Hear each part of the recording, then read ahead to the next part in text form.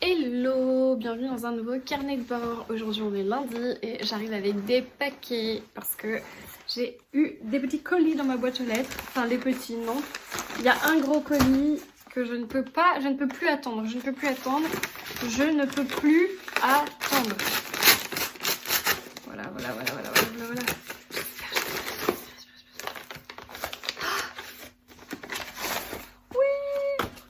Alors c'est pas celui-là que j'attendais, mais c'est quand même celui-là que j'attendais. Oh, du coup, il s'agit du nouveau Kate Morton. Les ombres d'Adelaide Hill. Ah, et puis en plus j'ai les petits marque-pages et tout. Wow, la classe. Oh là là, je suis trop contente. Il est défoncé. Oh là là. Alors des fois, le duc met les gros livres comme ça, il les met dans des cartons et c'est mieux. Alors, peut-être pas très économique, mais là j'avoue que lui il a bien pris un coup là. Bref, je suis très contente. Donc du coup ici c'est le nouveau Kate Morton qui pour la première fois se passe en Australie de mémoire, Adelaide Hill. Ben voilà, c'est le titre en même temps, Les ombres d'Adelaide Hills.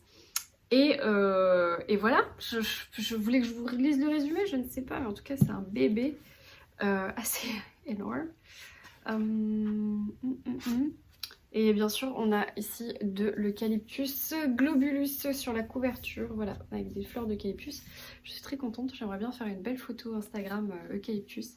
Alors, Adelaide Hill, 1959. Une après-midi de grande chaleur, un homme fait une terrible découverte au mystérieux domaine des Turner.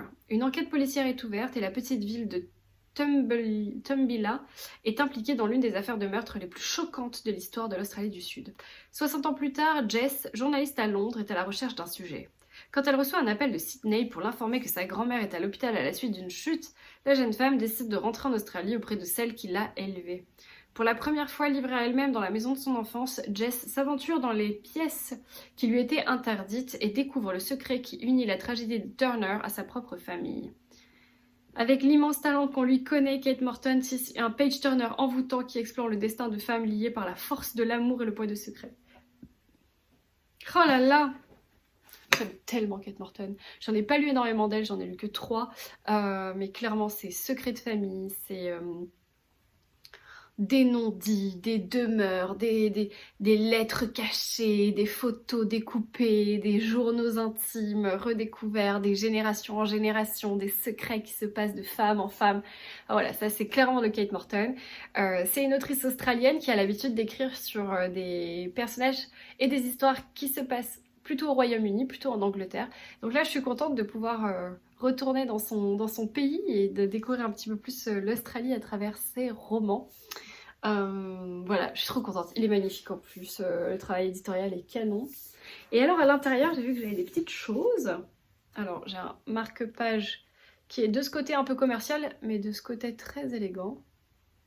Alors je sais pas ce que c'est ce petit oiseau, un bleuet, un pivert, une mésange, j'en sais trop rien. Par contre, l'eucalyptus je sais, c'est un eucalyptus globulus bien sûr.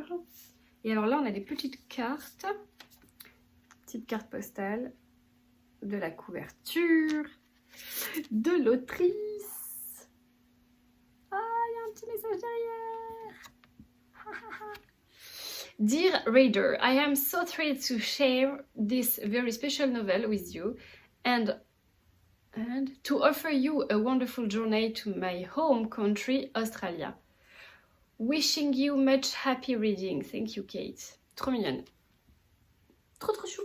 Et alors ensuite on a une vraie fausse carte postale avec ici Adelaide Hill et derrière une vraie fausse carte postale. C'est super bien fait. C'est un trop beau paysage automnal. Voilà, là je suis trop contente. Bon, alors je suis un peu déçue parce que je pensais que c'était le tome 8 des 7 sœurs. Mais je sais qu'il y a eu pas mal de micmac dans l'acheminement du tome 8 des 7 sœurs, donc je ne suis pas si déçue que ça. Je prends mon mal en patience, mais là je suis très contente parce que ça compense clairement ce manque du tome 8 des 7 sœurs, donc pas Salt. Mais avec ce Kate Morton, je suis trop contente. Ouais, j'ai envie de bousculer tous mes plannings de lecture. C'est terrible, parce que hier du coup j'ai bousculé mon planning pour lire les McCoy. Alors je suis très contente. Mais maintenant j'ai envie de lire ça. Et il suffit que demain je reçoive pas Salt, le tome 8 des 7 sœurs, j'aurai envie encore de chambouler. Sachant que je n'ai pas encore ouvert ces deux paquets là. Alors ensuite j'ai un petit paquet qui me vient de la part de Benoît du Cherche Midi. Et je pense que c'est le nouveau Anna McPartlin. Non, Anna Svensson. Oui. Pourquoi Anna McPartlin? J'ai mélangé tous les auteurs. Meurtre et tarte au citron vert. Alors du coup ça tombe bien parce que le tome 7 je vais le lire là à la fin du mois. Et donc je serai prête pour lire le tome 8 avec Florence. On va essayer de le lire au mois de juin. Ah, du coup j'ai un petit marque-page qui nous révèle le prochain. Le prochain c'est Meurtre et Carrot Cake qui sort en octobre. Voilà. J'ai trop hâte. Moi j'adore Joanne Flock. Et j'essaye de pas être trop à la bourre parce que quand même, s'il y a un tome qui sort tous les 6 mois. Donc là c'est le tome 8 des enquêtes d'Anna Svensson. C'est un cozy mystery, cozy crime assez gourmand. C'est une jeune femme donc qui a un café qui s'appelle le Cookie Jar et ça se passe aux États-Unis dans la fin des années 90 à peu près. C'est très Wisteria Lane, Desperate Housewives, il se passe plein de trucs, plein de potins, etc. Mais principalement on suit Anna Svensson et sa sœur, qui elle est pâtissière et sa sœur elle est agent immobilier et elles sont très très drôles. Et elles ont la fâcheuse tendance à trouver de nombreux cadavres dans Eden Lake, qui est la ville où elles habitent, avec leur mère qui est tout le temps sur leur dos, etc. Et c'est assez drôle. J'aime beaucoup, il y a aussi une relation amoureuse, un peu un triangle amoureux un peu particulier. Il y a un chat qui s'appelle Moche, qui est le chat de Anna, qui est très drôle aussi. Et donc voilà, j'aime beaucoup ce que fait Joanne Flock. Et donc ça sort, ou c'est déjà sorti je pense, chez Le Cherche Midi, dans ce format Cozy Mystery semi-broché. Donc merci Benoît. Et enfin, un dernier paquet qui me vient de chez XO. Alors là, je ne sais pas. Je ne sais pas prévenue. Après, l'enveloppe, elle est très très sale. Ah bah.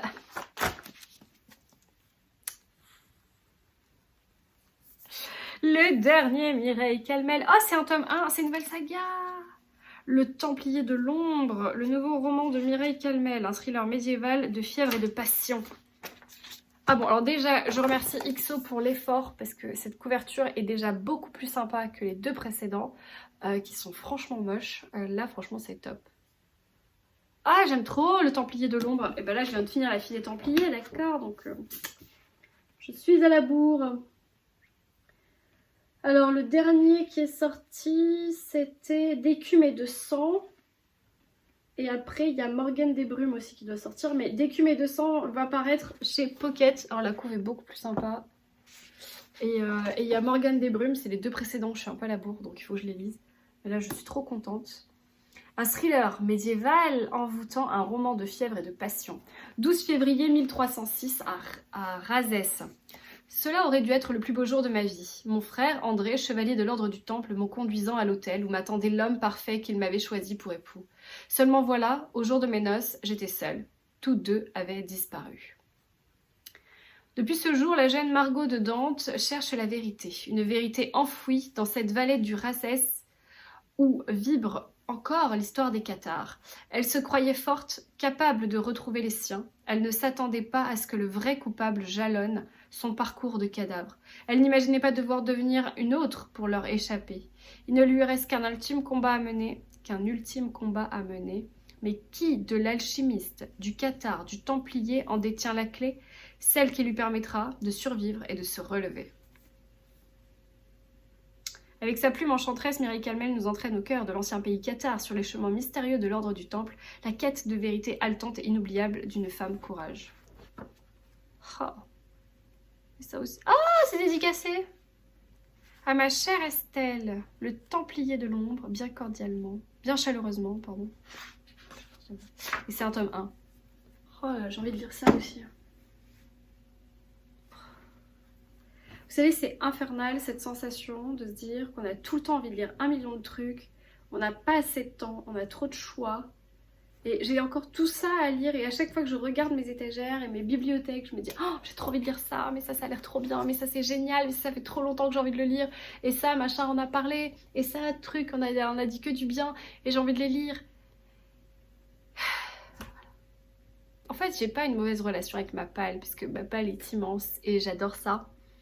Mais en fait j'ai une relation un peu frustrée contre moi-même, avec mes envies non assouvies de lectrice. Il faudrait que comment dire, que j'arrête de travailler, que je ne passe mon temps qu'à lire. Et je ne suis même pas sûre que dans ces conditions, je serais complètement rassasiée, parce que on ne peut pas non plus lire 10 heures par jour, tous les jours de la semaine, c'est complètement épuisant. Mais, enfin je pense que si, en fait on peut faire ça. Mais quand bien même, est-ce que je serais satisfaite de lire 1 livre par jour ou 2 livres par jour? Non, j'aurais toujours envie de lire plus et d'autres trucs et d'avoir toujours l'envie, et en fait c'est un cercle vicieux, mais un cercle vicieusement merveilleux. Bref, j'arrête de pérorer, voilà c'était mes 3 réceptions du jour. Trop contente. Du coup je vous ai pas parlé de ma lecture en cours, bon je vous ferai pas un récap, mais j'ai commencé hier le tome 4 des McCoy d'Alexiane Thiel aux éditions Hugo Poche.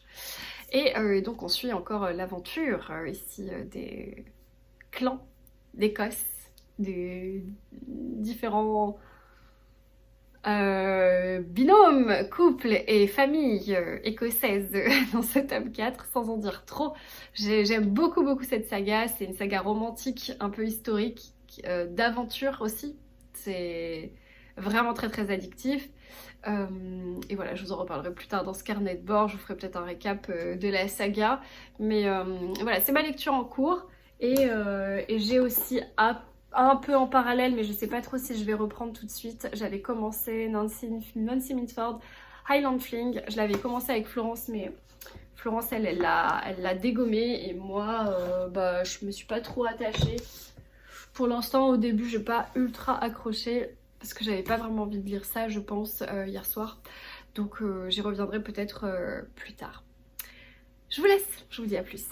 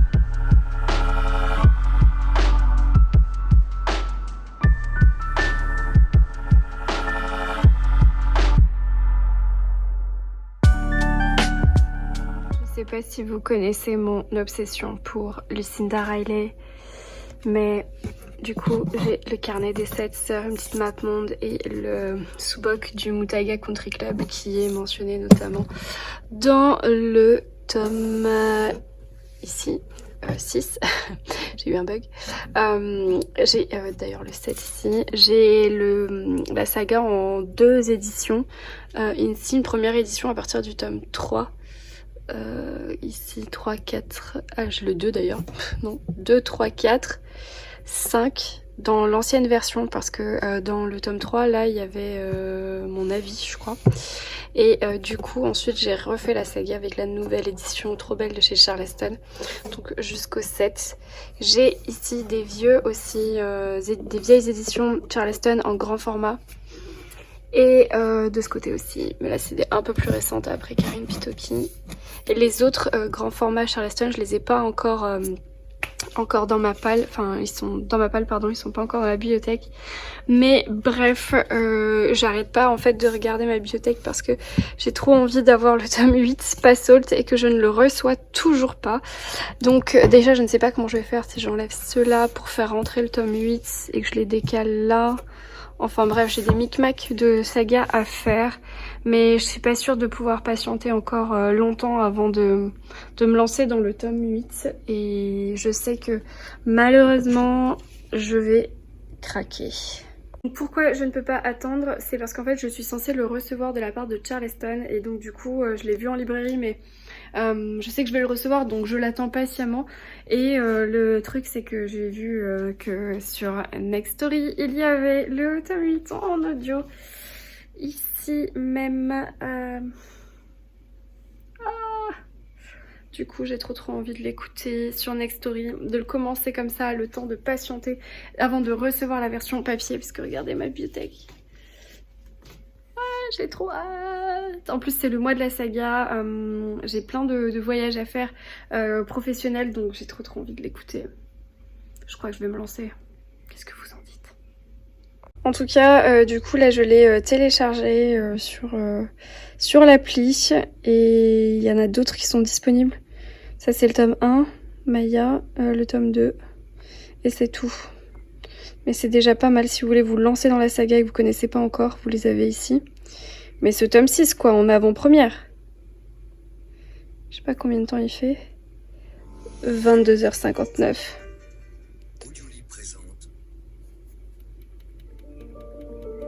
Ah, j'ai trop hâte. L'histoire de Passault, c'est le tome 8, bien sûr, de la saga. Atlas, l'histoire de Passault. Les 7 sœurs, tome 8, de Lucinda Riley et Harry Whittaker. Donc, pour information, Lucinda nous a quittés l'année dernière, il me semble. Et Harry Whittaker est son fils, également auteur de son métier. Et ils ont coécrit ensemble le tome 8. Riley était malade et du coup, son fils l'a accompagnée, disons, dans la dernière ligne droite de la saga. Donc elle a pensé à ses lecteurs avant tout et je trouve ça juste incroyable. Je sais que c'était une autrice qui n'écrivait pas spécialement ses livres, elle les dictait en fait et elle avait des assistantes pour rédiger ses romans. Bref, si vous connaissez pas encore cette saga, je vous invite à la lire évidemment, mais si vous voulez la tester, sachez que voilà, le tome 1 et 2 sont disponibles en audio sur Next Story et bien sûr le tome 8 si comme moi vous ne pouvez plus patienter avant d'avoir le gros volume entre vos mains. Notamment je pense à toutes les personnes qui ont la saga en poche et qui vont devoir attendre 1 an avant la sortie poche de Passault. Vous pouvez au moins l'écouter et attendre la sortie papier pour votre collection, votre bibliothèque un peu plus tard. Ça peut être aussi un bon moyen de patienter. Bref, je vous laisse, je vais aller manger. Hello, aujourd'hui on est jeudi, c'était férié aujourd'hui. Et entre midi et 2, j'en ai profité pour terminer le tome 4 des McCoy d'Alexiane Thiel. Et c'était juste dingue, j'ai dévoré ce tome, donc il fait quand même 650 pages. Et franchement, si j'avais pu le lire en une journée, je l'aurais lu en une journée. C'est incontestablement mon préféré de la saga des McCoy. Évidemment, le tome 1 est génial, mais quand par rapport au 2 ou au 3 qui était vraiment très bien, celui-ci il m'a vraiment... Enfin voilà, je me suis trouvée... Pas beaucoup d'arguments là-dedans. J'ai beaucoup aimé en fait le personnage de Annabelle qui est le personnage principal dans ce tome. Donc en fait ici vous avez, dans chaque tome il y a un duo en fait où bien sûr il y a une romance. Mais encore une fois depuis le tome 2 je trouve que c'est beaucoup moins présent dans les tomes de manière assez crescendo ou décrescendo du coup. Mais c'est vrai que le tome 1 était beaucoup plus très romantique, le tome 2 encore un peu romantique, le tome 3 beaucoup moins. Et celui-là... bah pareil, je le trouve quand même beaucoup moins romantique. Ici on est sur une guerre de clans, donc toujours entre deux clans. Je peux pas trop vous en dire parce que ça reste un tome 4. Néanmoins en fait c'est deux clans qui s'affrontent et qui chacun de leur côté vont commettre un otage. Le but étant d'échanger les deux prises d'otages pour régler leur conflit clanique. Évidemment ça ne va pas du tout se passer comme prévu, surtout qu'un enfant est en jeu, surtout que voilà, beaucoup de personnes risquent de mourir dans ce conflit. Et ici on va suivre du coup Annabelle, la biche, qui est la fille d'un des chefs de clan, et Declan, qui est un des bras droits d'un clan adverse, et ils vont se retrouver tous les deux dans un long périple, et il va se passer plusieurs choses. Mais vraiment, le sujet principal, ça reste le conflit d'intérêts, avec cette pression et cette ambiance toujours très clanique, très dans les lois, le respect, la tradition. Et en fait ça pèse sur les personnages. Alors ça se passe de nos jours, ce qui est assez contradictoire et contextuellement intéressant, parce qu'en fait ils utilisent des outils très modernes comme le portable, comme le GPS, comme plein de trucs comme ça, et d'un autre côté ils suivent des règles claniques ancestrales. Et donc le contraste est super intéressant parce que ils veulent pas se détacher de la tradition, et d'un autre côté ils ont des outils ultra puissants qui font que la tradition n'a pas la même saveur en fait. Bref, j'ai adoré ce tome, je me suis sentie très très proche d'Annabelle en fait, dans sa façon de penser, dans sa psychologie, et j'ai trouvé que les réflexions et la morale de ce tome étaient vraiment intéressantes. Donc ouais, plus pour ce tome 4. Du coup, j'ai été en librairie en fin de journée pour aller trouver un tome 5 à la Fnac que je n'ai pas trouvé. Et franchement, si je l'avais trouvé, j'étais prête à le lire ce soir. Il n'y avait que le tome 6 et bien sûr, je veux pas brûler les étapes. Surtout que bien sûr, à la fin, il y a un cliffhanger qui nous dévoile de quoi va parler le tome 5.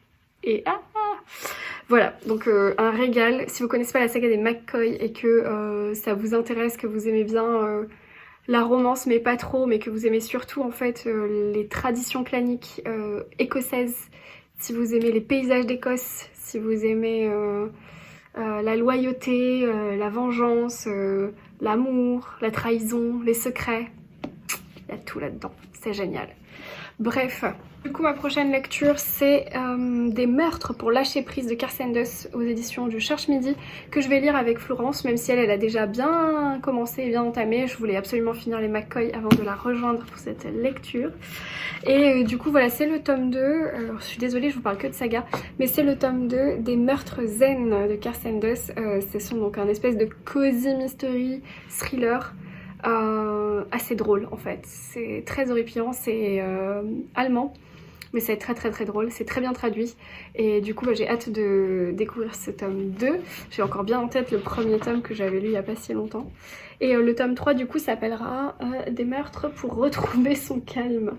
Voilà, je trouve ça très drôle, c'est les deux sujets qui étant la psychanalyse, la méditation versus les crimes. Très drôle. Voilà, donc c'est ma nouvelle lecture que je commencerai dès ce soir et qui va me suivre je pense pendant tout le week-end, puisque là on est déjà jeudi soir. Je pense pas que je vais pouvoir lire beaucoup plus avant. Et voilà, donc je vous laisserai probablement sur cette lecture. Là, j'ai rien à vous dire d'autre. Là c'est jeudi soir, je vais faire le montage de mon carnet de bord précédent. Et puis je vous retrouverai plus tard.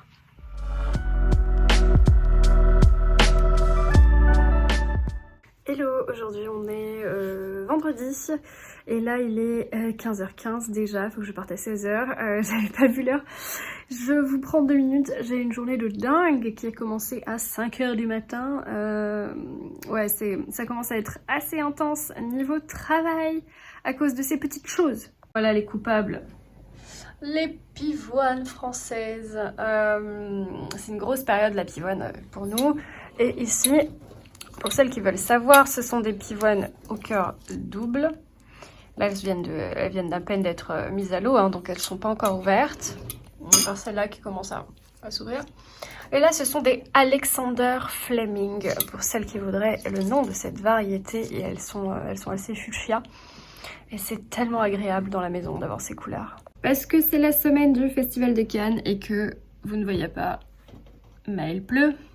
Enfin, vous voyez que je suis en pull alors que dans le dernier carnet de bord j'étais en maillot presque. Donc ouais, il fait 12 degrés, les chats ne veulent même pas sortir alors que la porte est ouverte. C'est pour vous dire. Bref, tout ça pour vous dire que j'ai terminé les McCoy, bien sûr, et que j'ai commencé le tome 2 du Cassanders. Voilà, et c'est très drôle. J'aime beaucoup. Voilà, les conseils au début des chapitres sont tout aussi excellents que dans le premier tome. Donc je suis ravie. C'est le livre qui va me suivre ce week-end. Donc je vous en reparlerai mieux plus tard. Là c'est simplement parce que je prenais mon petit café. Petit café qui est nécessaire parce que là je vais partir... je pourrais peut-être vous montrer. Je vais partir à la soirée Gallimard. Alors Gallimard, c'est certes un peintre, mais c'est aussi une maison de parfum dans le sud de la France, donc à Grasse. Vous connaissez peut-être Fragonard, c'est la maison concurrente. Donc Gallimard et Fragonard, c'est deux grosses maisons qui sont à Grasse. Et en fait, je suis invitée donc pour aller voir leur exposition d'art sur la rose. Par le maire, enfin bref, voilà, je vous passe les détails. Donc peut-être que je peux vous montrer quelques petites images de ces beautés. Je pense que ça va être une soirée sympa. Donc j'y vais avec ma maman, juste pour le cocktail, le discours et l'introduction à cet événement. Et ensuite, eh bien après j'ai un dîner avec des amis où je vais devoir distribuer mes faire-part de mariage. Donc c'est une soirée plutôt festive, plutôt sympathique. Et voilà, donc je ne vais pas beaucoup lire dans cette journée, sachant qu'elle a commencé tôt. Donc, le cappuccino n'est pas de trop. Le cappuccino est essentiel. Passé 15 heures. On va sombrer devant l'écran. Bref, je vous laisse, j'ai encore pas mal de boulot et plus que 40 minutes du coup devant moi. A plus!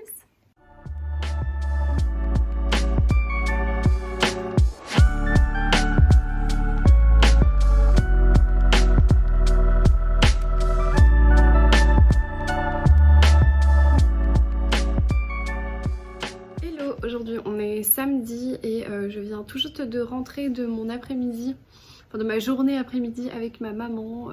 Du coup on a mangé ensemble, on a été au centre, dans un espèce de centre commercial sur la Côte d'Azur et on avait fait un peu de shopping de mariage. Donc du coup je suis assez contente, j'ai trouvé mes boucles d'oreilles pour mon mariage, pour un de mes jours de mariage et j'ai trouvé une tenue complète pour un mariage où je suis invitée en fait, donc c'est pas le mien mais c'est quand même dans l'ambiance. Du coup voilà, c'était cool, j'ai mangé une petite salade avec ma maman, puis après on s'est baladé, on s'est pris un petit Starbucks, enfin voilà, c'était super chouette. Là je viens de rentrer, en fait aujourd'hui il pleut, donc c'est pour ça qu'on est dans un centre commercial. Donc là j'ai mis un petit gilet parce que j'ai pas chaud. D'ailleurs je vais le fermer parce que pas chaud et je vais aussi me faire un petit thé je pense. D'ailleurs je vais pas montrer mais on m'a offert cette boîte du couronnement, donc une boîte de thé spéciale couronnement qui vient directement d'Angleterre parce que la copine de mon beau-frère était en Angleterre pour des raisons, donc voilà, bref. Et du coup, je lui avais demandé si elle trouvait un petit souvenir du couronnement, notamment un mug ou une tasse, mais dans la région où elle était, il n'y avait pas beaucoup de choix. Mais elle a quand même réussi à me trouver une boîte de thé avec ici le couronnement de Charles. Voilà, je trouve que la boîte, elle est juste trop belle. Trop belle. Donc voilà, après, bon, c'est un thé noir English Breakfast, c'est pas ce que je préfère, mais juste la boîte est dingue, quoi. Donc du coup, voilà, c'est très british, je suis très contente, donc je la remercie encore pour le petit clin d'œil, ça me fait très plaisir. Je viens voir parce qu'aujourd'hui j'ai eu 2 paquets dans ma boîte aux lettres. Alors je vous parle pas de ma lecture en cours parce que clairement c'est chaotique, j'ai dû lire 15 pages depuis le début, donc ouais, je suis à la ramasse. En fait ça fait 2 soirs où je suis invitée, donc du coup j'arrive pas du tout à lire, je travaille pas chez moi donc je me fais pas trop de pauses. C'est un peu compliqué ces 2 derniers jours, on sent aussi que j'ai beaucoup de travail pour la fête des mères. C'est un peu la course, donc j'ai pas beaucoup lu mais je vais me rattraper. Là il est 16h20, je vais me faire un petit tea time goûter et me mettre à lire, donc je vous en reparlerai plus tard évidemment. Là je voulais juste vous montrer, du coup j'ai reçu 2 colis.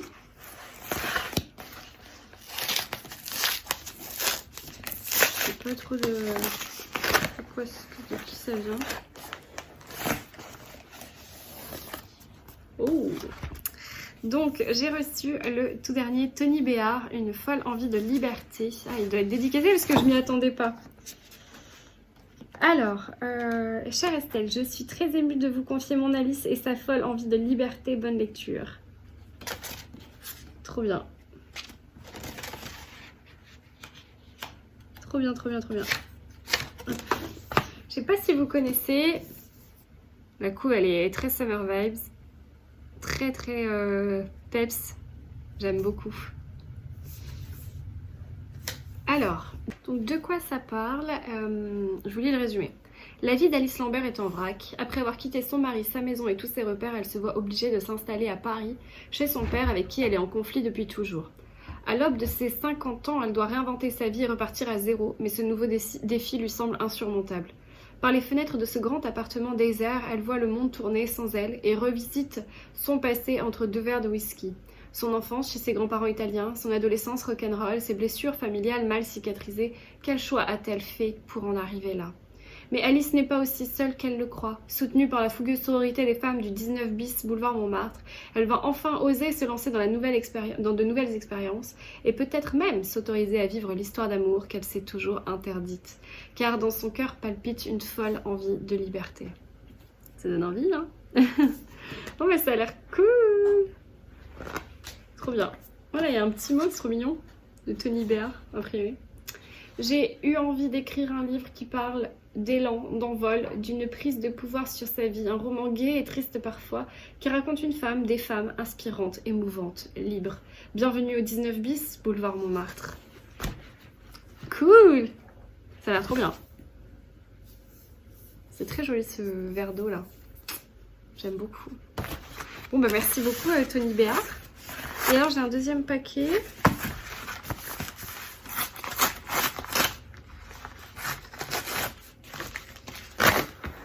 Ah oui. Bon, ça c'est cool aussi. C'est tout est cool. Du coup c'est le tome 3, oula il a pris cher, du Bureau des affaires occultes de Éric Foissier. Donc le tome 3 qui s'appelle Les nuits de la peur bleue. Tac. Moi j'avais beaucoup aimé les 2 premiers tomes, que j'avais écouté en audio d'ailleurs. Le Bureau des affaires occultes et et le fantôme du vicaire. J'allais dire le Bureau des affaires occultes. Donc on a un petit marque-page. Tac. Et ben écoutez, j'aime beaucoup. J'aime beaucoup, j'ai encore bien l'histoire en tête, donc ce serait pas mal de le lire dans pas longtemps. Printemps 1832. Une épidémie de choléra terrorise la population parisienne. La peur bleue, comme on l'appelle, provoque des centaines de morts et suscite les plus folles rumeurs. Sinistre hasard, une série de meurtres atroces décime au même moment le quartier pauvre de Saint-Méry. Les victimes sont poignardées avant d'être amputées d'un organe. Qui peut tuer ainsi, prélevant un poumon, un foie, un rein ou un maniaque? J'essaye de voir si je peux pas vous spoiler la suite. Face au risque de panique, l'inspecteur Valentin Verne explore toutes les pistes. Il traque la vérité dans les rues de Paris et ses recoins les plus obscurs. Alors, je vous ai pas tout lu parce que si jamais vous n'avez pas lu, il y a des personnages que vous ne connaissez pas, je vais pas vous spoiler. Mais j'aime beaucoup. Il a pas l'air trop long. 360 pages. Cool! Donc ça c'est pas du tout la même chose, donc ça c'est très historique, c'est des enquêtes historiques qui se passent à Paris, dans un Paris très sale, très glauque, à la Dickens français en fait. Moi j'aime beaucoup, et j'aime beaucoup Valentin Verne, c'est un personnage très très touchant, qui m'avait extrêmement touchée dans le tome 1. Genre vraiment, j'avais vraiment aimé ses failles, et voilà, le tome 2 est beaucoup plus dynamique, donc au niveau de l'enquête, j'avais préféré l'enquête du tome 2 je crois. Et le tome 1, j'avais préféré la découverte du personnage principal qui est très très touchante. Donc voilà, donc je suis très contente. Merci beaucoup à Éric Foissier et à Albin Michel. Et puis merci beaucoup à Tony Béard et les éditions Charleston, bien sûr. Voilà, on est sur 2 tendances complètement différentes, mais c'est 2 styles que moi j'apprécie beaucoup. Et donc je remercie encore les maisons d'édition. Voilà, c'est tout pour ce petit unboxing du samedi. Je vais m'installer pour mon tea time lecture. Et puis je reviendrai vous parler peut-être plus tard.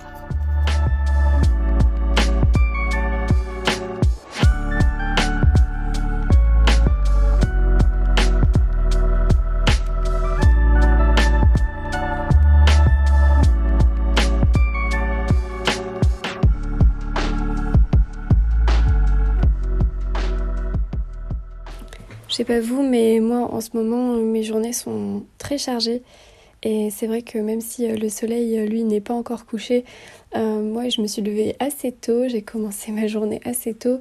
Et j'ai beaucoup de pression en ce moment à cause de la fête des mères qui arrive dans le monde de la fleur, qui est une fête très importante. Du coup, je prends tous les moyens, toutes les astuces pour me détendre. Et j'avoue que j'aime me faire des petits moments, des petites sessions complètement détendues. Et c'est pour ça que j'utilise plusieurs astuces. Tout d'abord, je vous apprends rien, mais clairement une bonne tisane, notamment celle que j'ai reçue de la part de Palais d'été, font vraiment le job. Je me sens vraiment bien. J'aime beaucoup le goût d'ailleurs. Et avec ça, je me mets mes écouteurs. Là, j'ai toujours les mêmes, ce sont les studios que je trouve super pratiques parce qu'ils sont sans fil. Et ils tiennent super longtemps d'ailleurs, la batterie. Bref, une fois que j'ai ma tisane en main et mes écouteurs sur les oreilles, j'en profite pour m'installer vraiment sur mon fauteuil massant. C'est un accessoire qu'on s'est acheté avec mon conjoint il y a quelques temps. Et en fait, vous avez des programmes de 15 minutes pour vous détendre avec différents types de massages, shiatsu, rolling, etc. Et en fait, c'est 15 minutes où je déconnecte. Ça peut apparaître vraiment pas très long, 15 minutes, peut-être même pas assez, ou peut-être trop long, j'en sais rien, mais c'est vraiment ce qu'il me faut. Je trouve que après, si je fais plus, je m'endors. Ou du moins, j'ai plus du tout d'énergie, alors que là, c'est juste assez pour me détendre, mais musculairement et moralement. Et quoi de mieux pour passer un bon moment de détente qu'un livre. Et c'est sans hésiter que je démarre le tome 8 des 7 sœurs. Je ne pouvais vraiment plus attendre pour lire ce tout dernier Lucinda Riley et Harry Whittaker. Et du coup, je vais en profiter pour vous dire un petit peu ce qu'il en est de Lucinda Riley. Je ne sais pas si vous la connaissez vraiment bien, mais elle est irlandaise et elle est décédée en 2021 à 56 ans suite à un cancer qu'elle avait, je crois, à l'œsophage ou quelque chose comme ça. Et c'est son fils, en fait, qui a repris l'écriture du tome 8 parce que la télévision avait déjà demandé à Lucinda Riley d'écrire la fin, finalement, de cette saga. C'est une saga qui s'est vendue à plus de 40 millions d'exemplaires et elle a été traduite en plus de 37 langues. Donc c'est pour dire que je suis pas la seule fan. En fait, il y a toujours dans ces romans des mystères, des indices, des secrets, des allers-retours entre passé et présent. Et ce que j'apprécie notamment, c'est que elle arrive encore à nous surprendre à chaque tome, tout en donnant des personnages très attachants. Bref, je ne peux que vous recommander de découvrir cette saga d'une part, mais surtout de prendre des moments pour vous, des moments rien qu'à vous, dans votre bulle, que ce soit un bain, un jogging, rester assis sur votre canapé, fermer les yeux ou pas, être en pleine conscience ou pas, mais juste prenez ces temps-là pour vous, pour écouter, pour ne rien écouter, juste pour ressentir et vous recentrer. Je vous jure que ça fait du bien, ça vous ressource et moi c'est mon petit truc depuis quelques temps. Donc j'espère que cette petite séquence vous aura plu. Et puis bien entendu, si vous souhaitez écouter la saga des 7 sœurs de Lucinda Riley, le tome 1, le tome 2 et le tome 8 sont disponibles en écoute sur l'application Nextory.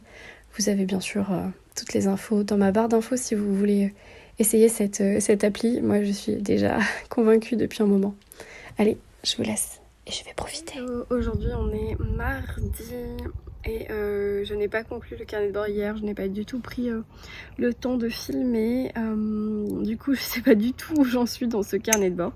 Mais en tout cas, je n'ai pas terminé et avancé des meurtres qui font du bien. Des meurtres pour lâcher prise. Vous voyez, je suis toujours là. Non, j'ai avancé sur ma liseuse. C'est pas vrai. Mais bon, n'empêche que j'ai rien lu du tout. J'ai eu un week-end assez intense. Disons, ma vie sociale était intense et du coup, j'ai un peu travaillé aussi. Mais du coup, j'ai pas lu. Donc, je suis navrée. Je ne pourrais pas vous parler de ces lectures-là.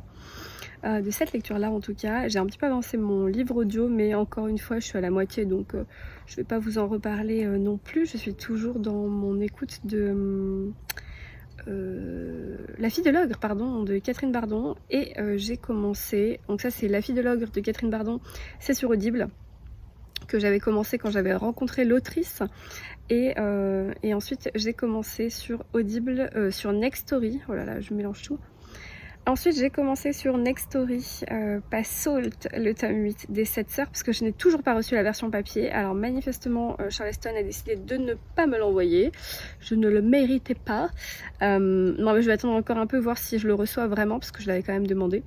Et si jamais je le reçois pas, bah, je l'achèterai en librairie. Mais voilà, c'était histoire de ne pas l'avoir en double. Je n'ai pas pu résister, comme vous l'avez vu, j'ai commencé la lecture de Passault et je ne vous en parlerai pas ici parce que je ne souhaite pas ni spoiler, ni révéler, ni influencer personne, puisque c'est un peu le débat du moment, de ne rien dire sur ce tome 8 des 7 sœurs de Lucinda Riley et de Harry Whittaker, je crois c'est le nom de son fils. Voilà, donc ce sont mes lectures du moment. Je vais essayer là de lire un petit peu, on est entre midi et 2 comme vous le voyez. Je profite de ce merveilleux soleil, mais j'ai très très chaud, donc je pense que je vais rentrer. Il doit faire bien 25-27 degrés là. Et pourtant on est encore en plein festival de Cannes, donc logiquement il devrait faire moche, mais on a de la chance. Il fait beau depuis hier. Et voilà. Bah écoutez, j'espère que vous avez passé un bon moment avec moi dans ce carnet de bord. Moi je vous retrouve la semaine prochaine. Je vous laisse ici, je vous souhaite de très bonnes lectures, un très bon week-end, une très belle semaine et je vous dis ciao.